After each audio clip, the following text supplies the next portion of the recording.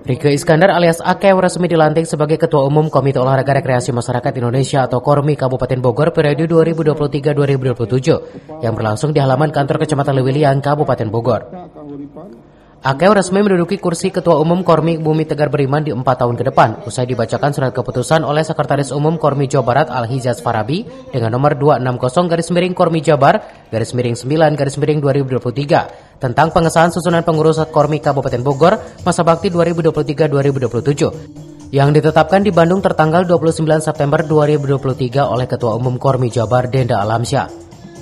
Akew secara simbolis dilantik dengan penyerahan surat keputusan yang diserahkan langsung oleh Ketua Umum KORMI Jawa Barat Denda Alamsyah serta penyerahan bendera KORMI berlangsung di lapangan Sulanjana, kantor Kecamatan Lewiliang. Ketua Umum KORMI Kabupaten Bogor Rike Iskandar mengatakan pelantikan dirinya beserta jajaran kepengurusannya akan membuat gebrakan untuk membangkitkan olahraga di Kabupaten Bogor.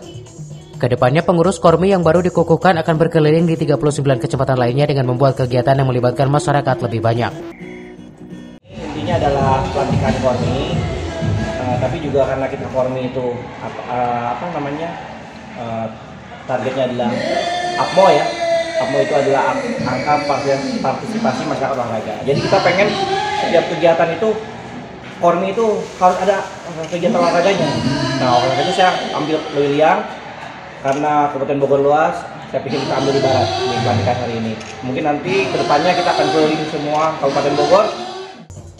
KORMI yang dikomandoi Akew saat ini selain aktif di keolahragaan juga akan aktif di kegiatan sosial seperti yang saat ini dilakukannya menyerahkan bantuan berupa 200 sak semen kepada pihak Kecamatan Lewiliang untuk selanjutnya diserahkan kepada warga yang terdampak bencana akibat cuaca ekstrim yang tengah melanda wilayah Kabupaten Bogor akhir-akhir ini.